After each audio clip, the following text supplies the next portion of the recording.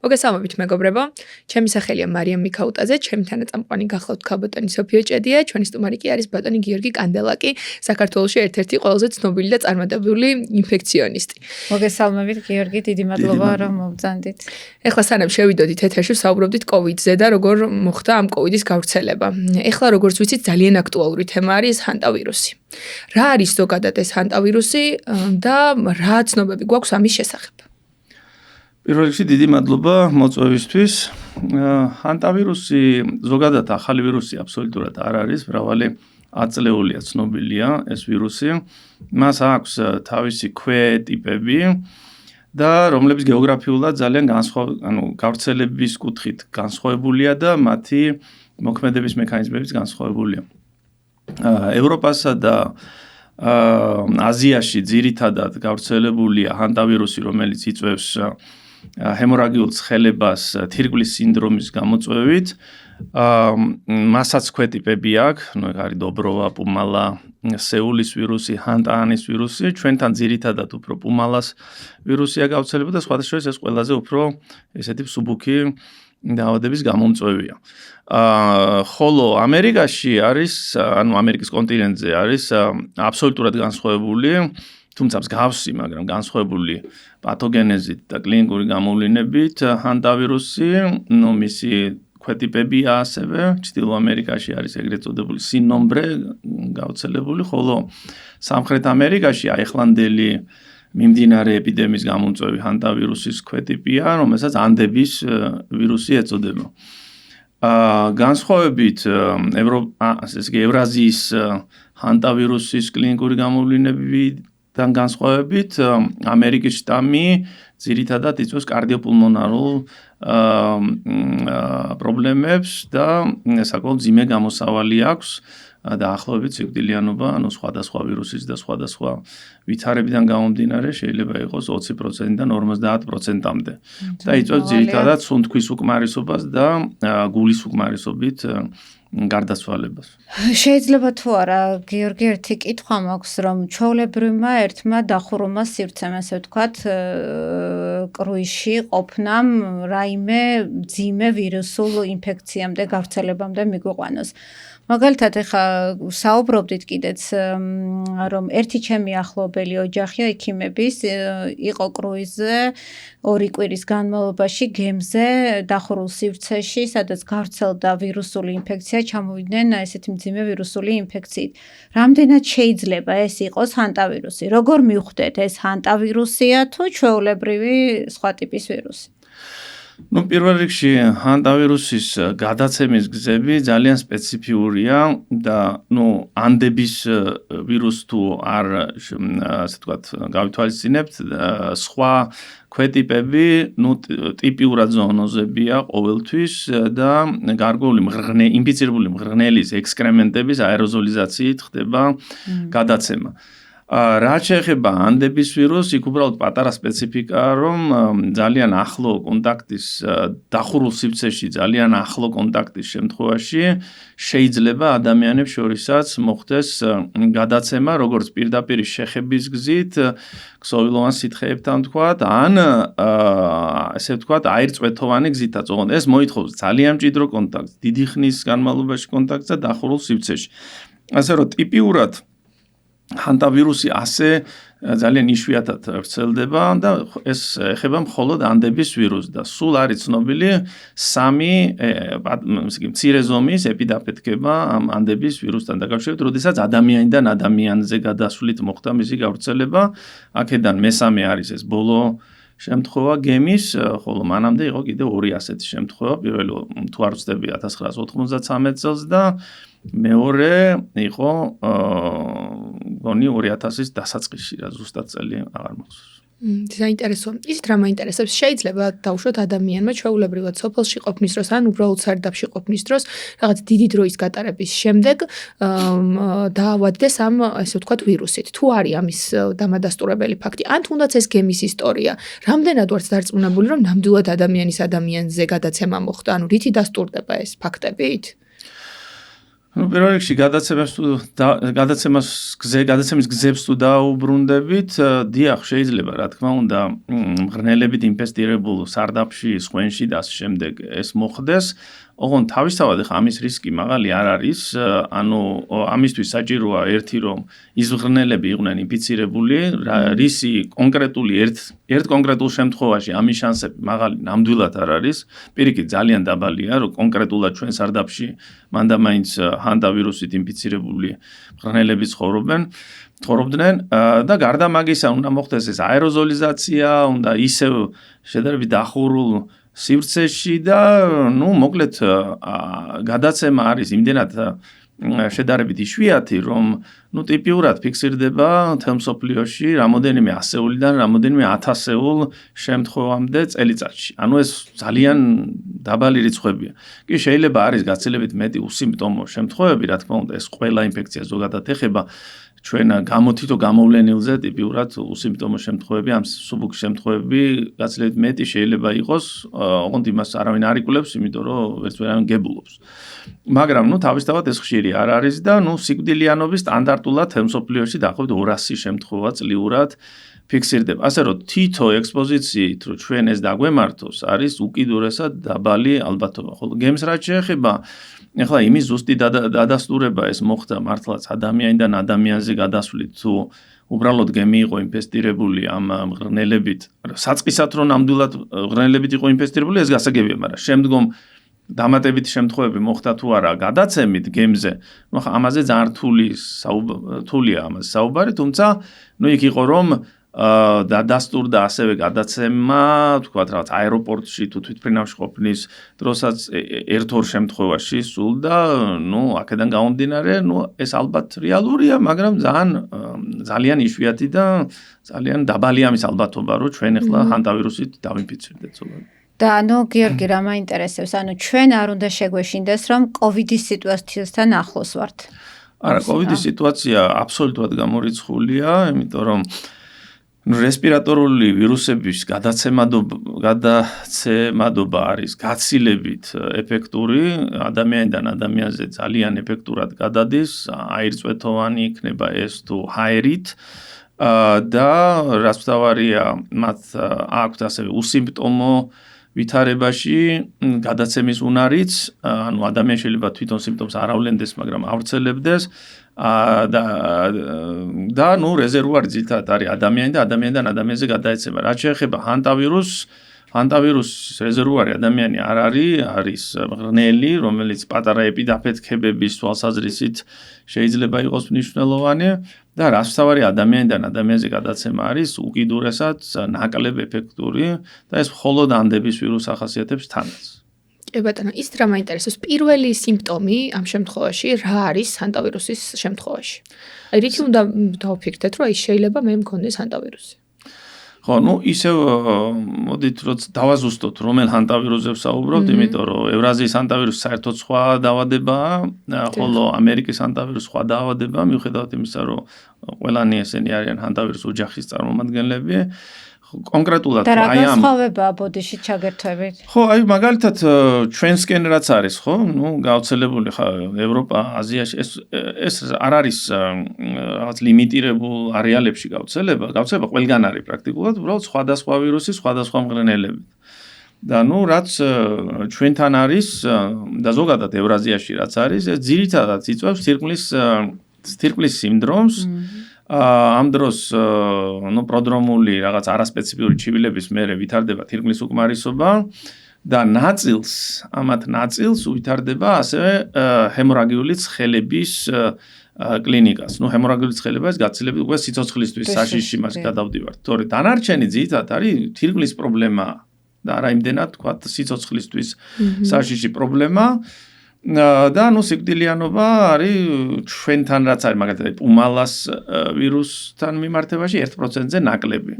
თუმცა თქვა სეულის ვირუსი, რომელიც უფრო იქ აზიისკენ არის გავრცელებული, 15%-მდე არის სიკვდილიანობა. ხოლო ამერიკის კონტინენტზე არსებული ჰანტავირუსები, იქნება სინომბრე თუ ანდების ვირუსი, ისინი იწვევენ როგორც თქვით მძიმე სუნთქვის უკმარისობას გულის უკმარისობას და პაციენტები ძალიან სწრაფად და ძალიან ხშირად კვდებიან სიკვდილიანობა არის დაახლოებით 20-დან 50%-მდე. ოღონდ ეს არის კლინიკურად გამოვლენილი შემთხვევები. ისე ვამბობ, ესე იგი შემთხვევის ფატალურობის პროცენტი ეს არ უდრის ინფიცირებულთა იმიტომ ინფიცირებულები უფრო მეტნი არიან, მაგრამ ეგ ჩვენ არ ვიცით ეგ ეპიდემიოლოგია, მაგას ასე ადვილად ვერ გავიგებთ ინფიცირებული რამდენი. ყოველ შემთხვევაში სიკვდილიანობა არის ძალიან ძალიან მაღალი. სანამ ჩვენ ჰანტავირუსზე დავიწყეთ თქვათ საუბარი, გუშინ თქვენი მეუღლე პაციენტთან დაკავშირებით შემოვიდა ჩვენთან ოთახში გავიარეთ რაღაც ერთ-ერთი პაციენტი მისი და ჩვენი საერთო და მითხრა რომ სანამ ჰანტავირუსზე იყო შეხვედრაზე საუბარი, მანამდე იფეთქა ებოლას ვირუსმა. აბა თუ შეგიძლიათ რაიმე ამასთან დაკავშირებით ინფორმაცია მივაწოდოთ მაყურებელს. კი, რა თქმა უნდა, პირველ რიგში იმას ვიტყოდი, რომ გარკვეულად ყველაფერში კარგი ხარეთ შეიძლება დავინახოთ და სწორედ ის, რომ სანამ ჰანტავირუსი ლამის უკვე ჩაცხრობისკენ მიდის, ამ დროს გამოჩნდა ებოლა ვირუსი, ჰანტავირუსი არც ისე ეს უკვე ფაქტებიც ადასტურებს, გარდა იმისა, რომ პროგნოსტულადაც ესეა ზოგადად. ეს არ იქნება რაღაც გახანგრძლივებული და ვრცელი ეპიდემია, ეს მხოლოდ ჩაცხრება, როგორც ეპიდაფეთქება და არა ეპიდემია და მიდღეს პანდემია, ეს საერთოდ გამორიცხული. ხო, ცუდი ის არის, რომ ეხლა ებოლას მორიგი ეპიდაფეთქება, თუმცა ეხლა თუ გადაავლებთ ზოგადად ესე იგი თვალს წინა ისტორიას, ებოლას ეპიდაფეთქებები აფრიკაში მუდმივად ხდება, გარკვეული პერიოდულობით. არაფერი ძალიან განსაკუთრებული ამ ვირუსში, ეხლა ეპიდაფეთქებაც არ არის. იქაც ებოლასაც ქვეტიპები აქვს, დაახლოებით 6 ქვეტიპია. აი წინა ეპიდაფეთქებები განსაკუთრებით, აი ძალიან დიდი ეპიდაფეთქება რომ იყო ზუსტად 10 წლის წინ, რომელიც უკვე გარკვეულ საშიშროებას წარმოადგენდა, რომ შეიძლება აფრიკის მიღმაც გავრცელებული იყო, ორი შემთხვევა იყო ამერიკაშიც, სადაც მე ჰოსპიტალიზდენის პაციენტები. ის ზაირის ვირუსით იყო გამოწვეული და ზაირის ვირუსი გაცილებით უარესი.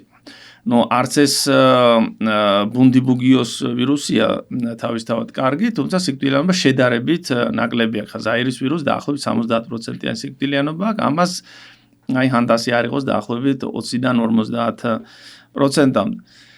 ანალოგიურად ამ ვირუსის რაღაც მძაფრ და ფართო გავრცელებას, არანაირად არ ველით, იგი დაახლოებით იგივე მიზეზების გამო მართალია ადამიანიდან ადამიანზე ცოტა უფრო ეფექტურად გადადის ეს ვირუსი ნამდვილად, ვიდრე ჰანტავირუსი და ვთქვათ სისხლის ამონაღები მასების ან დიარეული მასებთან შეხები, პაციენტის მოვლის დროს, რა თქმა უნდა, ოჯახის წევრების და შეიძლება მედპერსონალის თუ კი არ არის დაცული ყველა ის წესი, რაც ამ დროს უნდა დავიცვათ, იზოლაციის წესებს გულისხმობ.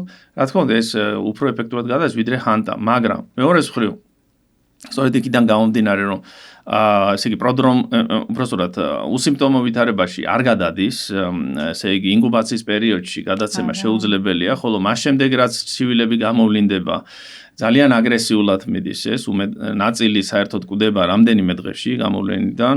მეორე ნაწილი შეიძლება არ კვდება, მაგრამ იმდენად ძიმია, რომ უკვე ისინი ყურადღებას იპყრობენ და ცნობილი ეპიდაფეთქების პირობებში სასწრაფოდ მიიღება ზომები, რომ მოხდეს იზოლაცია მათი და მათთან კონტაქტში მყოფი ადამიანების და ეს საკმაოდ აპრობირებული მეთოდია იქ აფრიკაში და ეს მას შემდეგ რაც ცნობილი ხდება ეპიდაფეთქების ეს ავტომატურად ირთვება ეს მექანიზმები და ჯანდაცვის მსოფლიო ორგანიზაცია და ამერიკის დაავადებათა კონტროლის ცენტრიც აქტიურად ყოველთვის არიან ხოლმე ამაში ჩართული.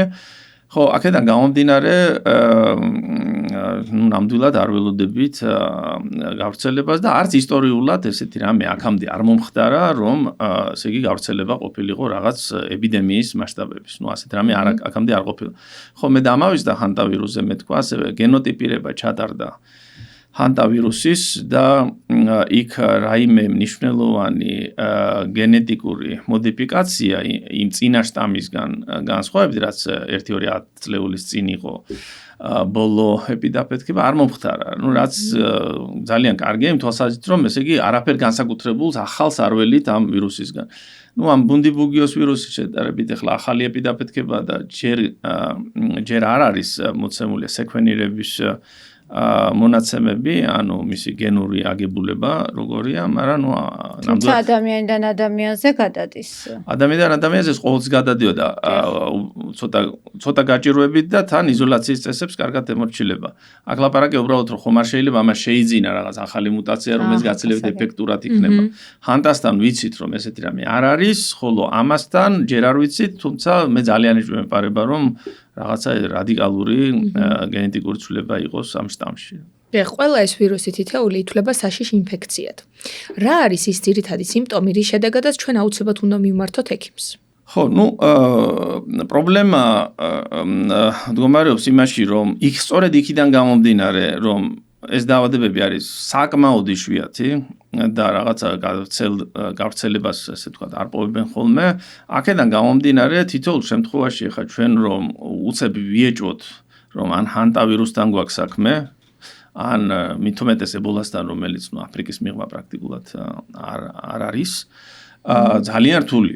და პროდრომის რამოდენიმე დღიანი პროდრომი რაც აქ ხოლმე სანამ სრული მანიფესტირებით გამოვლინდება, არის ძალიან არასპეციფიური, ანუ სიცხე, გუნთების ტკივილი, ზოგადად რაღაც ცუდად ყოფნის შეგრძნება, სისუსტე, გასტროინტესტინალური სიმპტომები განსაკუთრებით ებოლასთან მიმართებაში, თუმცა იმასაც აქვს ჰანტასაც და ამ დროს ძალიან რთულია მიხვდეთ, რომ ეხლა რა თქმა უნდა ეჭვი მიგაქვთ პირველ რიგში ან რესპირატორული, ან გასტროინტესტინალური რაღაც ბანალური ინფექციის მიმართულებით.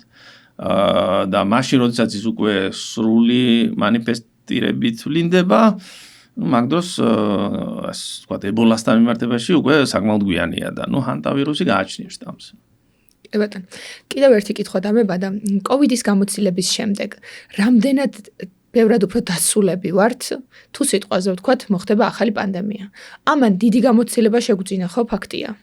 ჩემი აზრით, დასულობის მთავარი საკითხი უფრო ინფორმირებულებაში მდგომარეობს, იმიტომ რომ ჩვენ კოვიდით ბევრი რამ ვისწავლეთ, არა მარტო თვითონ ასე ვთქვათ ეპიდემიოლოგიაზე, რაც ასე ვთქვათ სრულად არასპეციალისტებმაც ძალიან ღრმად შეისწავლეს კოვიდის ეპიდემიოლოგიას და კლინიკაც.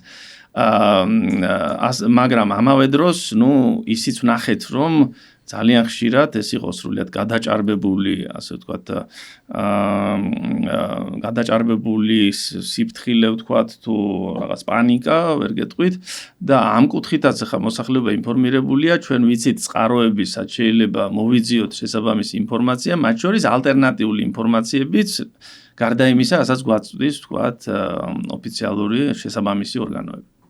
და როგორც გავიგეთ ახლა თქვენი საუბრიდან, რომ სიკვდილიანობა ძალიან მაღალია, როგორც ჰანტავირუსის შემთხვევაში, ისე ებოლას შემთხვევაში და მაინტერესებს, თუ არსებობს რაიმე ვაქცინა შემუშავებული, ვთქვათ, როგორც ეს კოვიდის დროს იყო ვაქცინაცია, ან მკურნალობის რაიმე მეთოდი, პრევენციული მეთოდი, რომ ვთქვათ, ავიცილოთ თავიდან, ვთქვათ, მძიმე გართულება. არა, ჰანტასთან ესეთი რამე არ არსებობს, ვაქცინა არ არსებობს, ხოლო მკურნალობას რაც შეეხება, ძალზე ნაკლებ ეფექტური, მაგრამ მაინც მოწოდებული მკურნალობა აქვს ევრაზიულ შტამებს, რიბავირინის სახით, ხოლო ამერიკულ შტამებს და კონკრეტულად ამ ანდების ვირუსს ამ შემთხვევაში მას არ აქვს რაიმე დადასტურებული მკურნალობა საერთოდ. ანუ მკურნალობა არის თავიდან ბოლომდე სიმპტომური და შემანარჩუნებელი მკურნალობა, რომ სანამ პაციენტი თავისით გამოვა მდგომარეობიდან, მანამდე თქვათ რაღაც შევინარჩუნოთ მათი ორგანოების ფუნქციები ადეკვატურად. რაც შეეხება ებოლას, ზაირის ვირუსთან დაკავშირებით კი არის ვაქცინაც, ახლა ეფექტურობა ცოტა რთულად შესასწავლია, იმიტომ რომ ეს ფართო გავრცელება რო არ არის, რამდენად თქვათ ფართო თვალსაზრისით ეფექტურია ეს ვაქცინა, ამაზე რთული სასაუბროა, თუმცა გარკვეული მონაცემებით არის ეფექტური, ოღონდ ის არის როგორც პრევენცია და არა როგორც უკვე ეპიდაფეთქების დროს ესე ვთქვათ, კარგად გამოყენებადი ღონისძიება, თუმცა მაგ დროსაც რა თქმა უნდა, იმიტომ რომ ირგვლივ ვთქვათ, ირგვლივ სოფლებს თუ ასე შემდეგ შეიძლება მივაწოდოთ ესაც. ხო, რაც შეეხება მკურნალობას, კვლავ ზაირის ვირუსთან შემთხვევაში მონოკლონური ანტისხეულები არსებობს, თუ ადრეულ სტადიაზე საკმაოდ ეფექტურია, გვიან სტადიაზე უკვე ნაკლებად, მაგრამ აი ამ კონკრეტულ ვირუსთან, ბუნდიბუგიოს ვირუსთან არც რა არსებობს და არც რაიმე ეფექტური პრეპარატი. დიაგნოსტიკა როგორ ხდება? აი ჰანტავირუსის და ებოლას ვირუსის შემთხვევაში. დიაგნოსტიკა ხდება ამ ებოლას შემთხვევაში ხდება და ჰანტას შემთხვევაში ერთ იგივეა, უბრალოდ ჰანტას შემთხვევაში ანტისხეულებს უფრო მეტი მნიშვნელობა აქვს ვიდრე PCR კვლევას, PCR არის მოლეკულური კვლევა, ხოლო ებოლას შემთხვევაში ორივე საკმაოდ ეფექტურია PCR კვლევას და ანტისხეულების სეროლოგიური კვლევაც. ხშირად ვიგებდით ხოლმე კოვიდის დროს, რომ ამბობდნენ ზოგ ადამიანს უვლინდება უსიმპტომოდ. თუ არის რაიმე გეგმა, რასაც შეიძლება ადამიანი მიყვეს, იცხოვროს მაგალითად ჯანსაღი ცხოვრების წესით, ივარჯიშოს, არ მოწიოს, არ დალიოს, რაც ბევრად უფრო შეამსუბუქებს ამ ვირუსების გამოვლინებას მათ ორგანიზმში. კონკრეტულად ჰანტავირუსზე და ებოლაზე ვსაუბრობ. ამ შემთხვევაში ხო? არაფერი ესეთი ცნობილი და შესწავლილი ესეთი არ არსებობს, თუმცა ზოგადი პრინციპია, რომ ჯანსაღი ცხოვრება, რა თქმა უნდა, ზოგად ჯანმრთელობას ხელს უწყობს, მაგრამ რამდენად ეს ახლა ჰანტასგან დაგვიცავს ან ებოლასგან, ნაკლებს ავარაუდოა, ჰანტასთან მიმართებაში შეგვიძლია უბრალოდ ამ ღრნელებთან დაკავშირებით მივიღოთ, ხო, ავირიდოთ და ჩვენთან საკუთარ თქვათ ეზოში, სარდაფში თუ სხვენში თუ ასე შემდეგ, შევამციროთ ღრნელების რაოდენობა. ებოლა, ისე ვამბობთ, აფრიკის მიღმა, პრაქტიკულად არ ვრცელდება და ჯერჯერობით ყოველ შემთხვევაში და შესაბამისად ეპიდაფეთქების დროს არ უნდა შევიდეთ კონგოში. კი ბატონო, კოვიდის შემდეგ დიდი დრო გავიდა და კოვიდის შემთხვევაში თუ არის ეს რაღაც შემუშავებული, რაღაცა წესები დაუშვათ, რაც შეგვიძლია დავიცვათ. აი მაშინ იყო ძალიან აქტიურად გვეუბნებოდნენ, რომ აი სასუნთქი სისტემა უფრო გააძლიერეთ, სიტყვაზე ვთქვათ, აკეთეთ სუნთქვითი ვარჯიშები და ასე შემდეგ. კოვიდთან მიმართებაში ეს არის რესპირატორული ვირუსი, ჯერ მინდა მაინც თქვა, რომ ეს თავიდანაც ცხადი იყო, მაგრამ ბოლო კვლევებით ეს უკვე საერთაშორისო ძალიან მაღალი ავტორიტეტის კვლევებით უკვე დადასტურებულია, რომ მის სიკვდილიანობა ჩამოუვარდება კიდევაც გრიპის გამოწვეულ სიკვდილიანობას, უბრალოდ პრობლემის არსი ის იყო, რომ თუ კი გრიპი სეზონზე შეიძლება თან ისიც სეზონზე მარტო, ანუ ზამთრის სეზონზე გაზაფხულზე ემართება 2% მოსახლეობის საშუალოდ, ბავშვებში ცოტა მეც. კოვიდის შემთხვევაში ის ემართებოდა მთელი დედამიწის მოსახლეობას წელიწადში რამდენჯერ. აქედან გამომდინარე ის დაბალი პროცენტიც აბსოლუტურ რიცხვებში, რა თქმა უნდა, იყო ძალიან დიდი რიცხვი და ამიტომ ჩვენ თვალწინ იღუპებოდა ძალიან ბევრი ადამიანი. თუმცა პროცენტული სიკვდილიანობა მისი არ იყო მაღალი. შესაბამისად, ამ ეტაპზე კოვიდი საერთოდ აღარ არის ისეთი დიდი პრობლემა, აღარანაირად, ცალკეულ შემთხვევებში ეხლაც კი ვხვდებით მძიმე კოვიდის გამოვლინებას, თუმცა ეს არის ერთეული რაღაცა შემთხვევები რა. ძირითადად ის არის სტანდარტული, შეიძლება ითქვას ეპიდემიოლოგიურად რესპირატორული ვირუსი, თავისი ნიუანსური გამოვლინებებით, რა თქმა უნდა, ხანდახან აი კოვიდი შეიძლება შეიგრძნო კიდევაც, მიხვდე რომ კოვიდი გაგდა, არა გრიპი. თავისი ნიუანსური ის აქვს, მაგრამ პროგნოსტულად ის არ წარმოადგენს რაღაც ძალიან მნიშვნელოვან პრობლემას ამ ეტაპზე და შესაბამისად მისგან თავდაცვაც არის ის ბანალური მეთოდები, როგორც ვიცავთ ჩვენ რესპირატორული ვირუსებისგან, ბანალური ჰიგიენა, ხელების დაბანა, თქვათ, სიმპტომურ პაციენტთან დისტანციის დაცვა და ასე. მაყურებელს როგორ მივაწოდოთ ინფორმაცია, აქვს ამ ვირუსებს სეზონური აფეთქება. როდის არ წავიდეთ აფრიკაში, თუ არა გარკვეული სეზონები და როდის არ წავიდეთ ამერიკაში? ამერიკას რაც შეეხება, იქ რაღაც სეზონური აფეთქება არ არის, უბრალოდ იქ მუდმივად არის ფონურად, ეს ჰანტავირუსი ყველგან არის ფონურად, უბრალოდ შეიძლება რაღაც პატარა ეპიდაფეთქება იყოს რაღაც რეგიონში, ამ შემთხვევაში გემზე. მაგრამ ამ წუთას არგენტინაში რაღაც ეპიდაფეთქება არ არის. უბრალოდ ეს გემი იყო ინფესტირებული და ამიტომ მოხდა. ხოლო აფრიკას რაც შეეხება, ჯერ იქ მარტო ებოლა არ არის, ბევრი სხვა ტიპის გაცილებით მაღალი ალბათობა თქვა ჩავიდეთ აფრიკაში და მალარია დაგვემართოს, მალარია ძალიან მძიმე დაავადებაა ზოგადად აფრიკული. და მათ შორის სიკვდილიანობაც ხათლად ებოლა არ არის, რა თქმა უნდა, მაგრამ არა აქ დაბალი, თუ კი აცრილები ხო მიდიან მალარიაზე? არა, მალარიაზე აცრილები არ მიდიან, ანუ პროფილაქტიკა არსებობს, თქვა სხვადასხვა მედიკამენტი და ეს პროფილაქტიკა აუცილებლად უნდა მივიღოთ იქ ყოფნის დროს და ძალიან ბევრი ამას არასერიოზულად უყურებს, თქვა.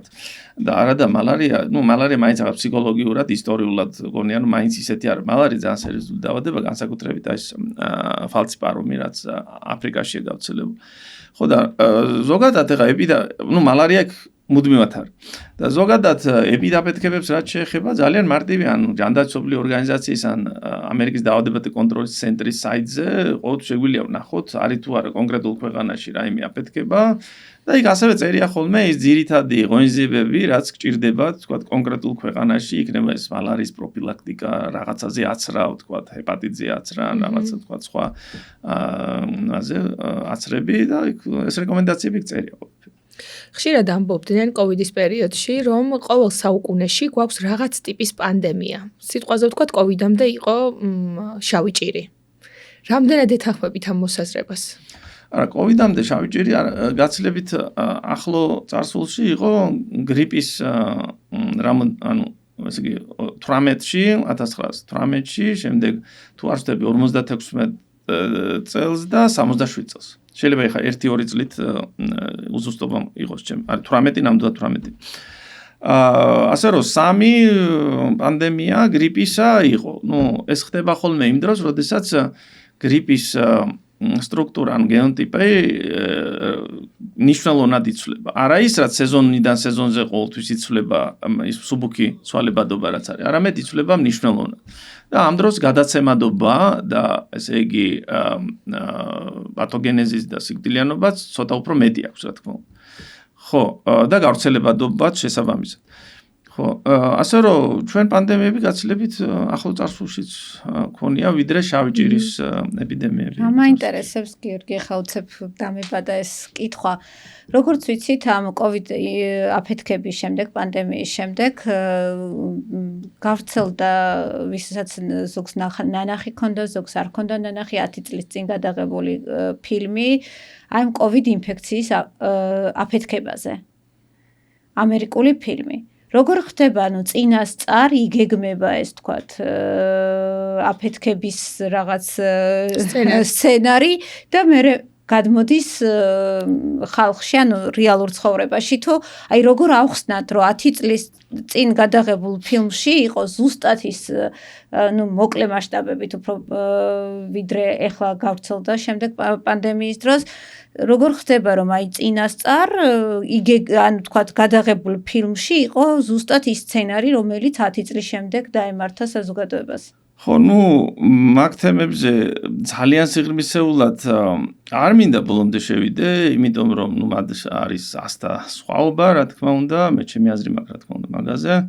და ეს ასთა სხვაობა ხანდახან როგორც ჩვენ ვიცით, ქართველებმა ზოგადად რაღაც რადიკალურ დაპირისპირებაში და სიძულვილში გადადის ხოლმე და ამიტომ მაგ ტალღაზე არ მინდა შევიდე, მაგრამ თქვენ შეგიძლიათ დააკვირდეთ რა ხდება ახლა ამერიკის კონგრესში და სენატში, როგორ მიმდინარეობს გამოძიება კოვიდის საწყისებზე, თუ საიდან მოვიდა ეს ვირუსი, რა კვლევებს ემყარებოდა ის და როგორ ხდებოდა მსგავსი კვლევების დაფინანსება NIH-ის მხრიდან, კონკრეტულად ბატონი ფაუჩის მხრიდან და ასე შემდეგ. ასე რომ ვისაც ეს სიღრმისეულად აინტერესებს, ძალიან ბევრ პასუხს ნახავს თუ ამ მოვლენებს დააკვირდება, რომელიც საჯაროა, შეგიძლიათ შეგხვიდეთ Twitter-ზე და ძალიან ფართოდ შუქდება თვითონ ამერიკის შეერთებულ შტატებში ეს საკითხი.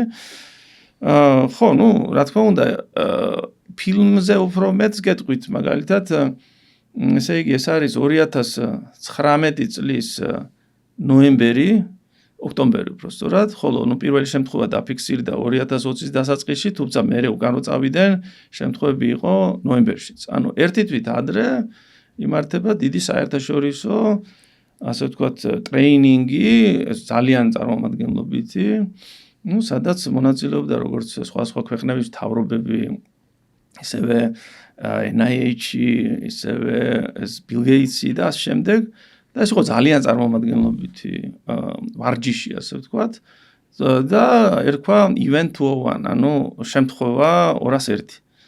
აი იქ არის აღწერილი თავიდან ბოლომდე სახელით გვარით კორონავირუსი. შეგიძლიათ ნახოთ, რა უნდა გაკეთდეს ამისთვის.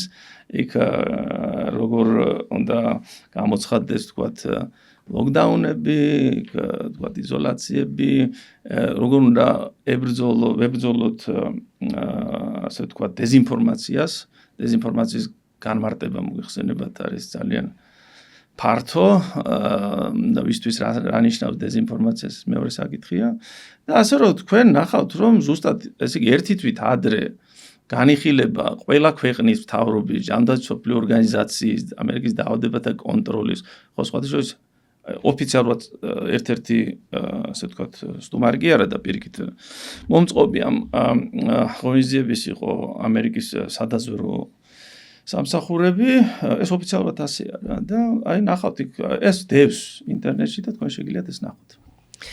ძალიან საინტერესო ჩემთვის რა არის იცით რომ რეალურად რა იყო ამის შედეგი?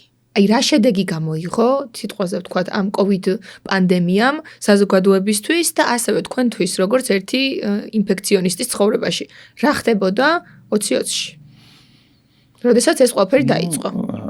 ჩვენ გლობალურ შედეგებზე არ ვისაუბრებთ კონკრეტულად, ეს იყო ძალიან მძიმე განსაცდელი როგორც ქვეყნისთვის, ისე ინდივიდუალურად ყველა ექიმისთვის. ახლა ამას ვერავინ ვერ გაიგებს, თუ ექიმებმა რა გადაიტანეს იმ დროს.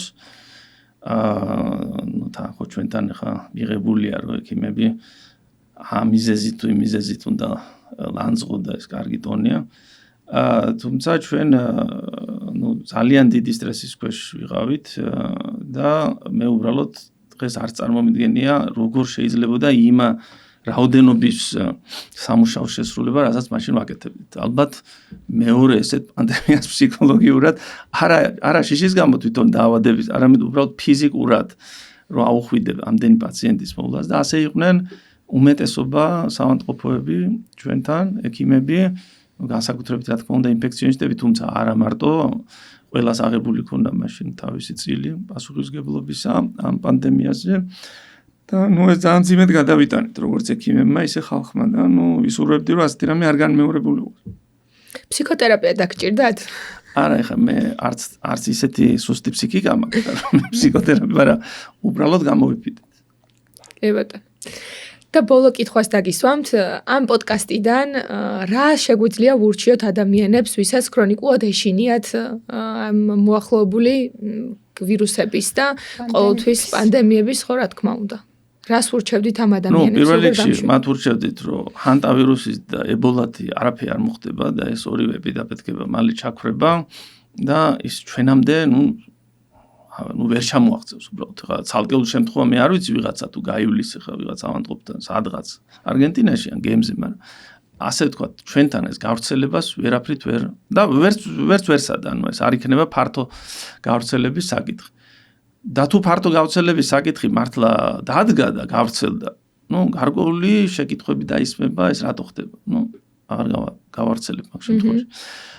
რაც შეეხება სხვა მხრივ, აი რაც ამ მოვლენების მერე არის გავრცელებული და ხალხი აი ქუჩაში დადის ნიღბით მაგალითად დღესაც ეს არის ძალიან მძიმე ფსიქოლოგიური სტრესის შედეგი და ეს მე მინდა მათ უთხრა რომ ეს სტრესი მათ გაცილებით დიდ ზიანს აყენებს ვიდრე ის პოტენციური რაღაცა შესაძლო გართულება რაც რესპირატორული ვირუსებით მათ შეიძლება მიადგეთ და გაცილებით უფრო მნიშვნელოვანია რომ სტანდარტული ჯანსაღი ცხოვრების წესი შევინარჩუნოთ, ფიზიკური აქტივობა, ნორმალური წონა, სიგარეტისგან თავის შეკავება, ძირითადად მართალი რო გითხრათ, ეს არის და სტრესისგან და განსაკუთრებით ამ ინფორმაციული ცუნამისგან, რომელიც ასე ვთქვათ, არაფერი სარგებლის მომტანი არ არის გარდა პანიკური განწყობების შექმნისა, რაც აი თუნდაც რაც ახლა ამ ვირუსებთან ხდება და სოციალურ ქსელებში ნაკლები აქტიურობაც,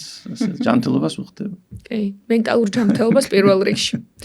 უღრმესი მადლობა სტუმრობისთვის, ძალიან საინტერესო იყო, გაფასისებული გისმენით მეც თვითონაც. დიდი მადლობა, ეს საუკეთესო რესპონდენტი ხართ. უდიდესი მადლობა თქვენ რომ უყურებთ ჩვენს პოდკასტს, მაქსიმალურად ვეცდებით მომდევნო სესიები კიდევ და კიდევ უფრო საინტერესო შემოგთავაზოთ. ძალიან კარგი იქნება თუ გამოიწერთ ჩვენს არხს, დაგვისვით კითხვები, ჩვენ ვეცდებით ყველა თქვენს კითხვას უპასუხოთ.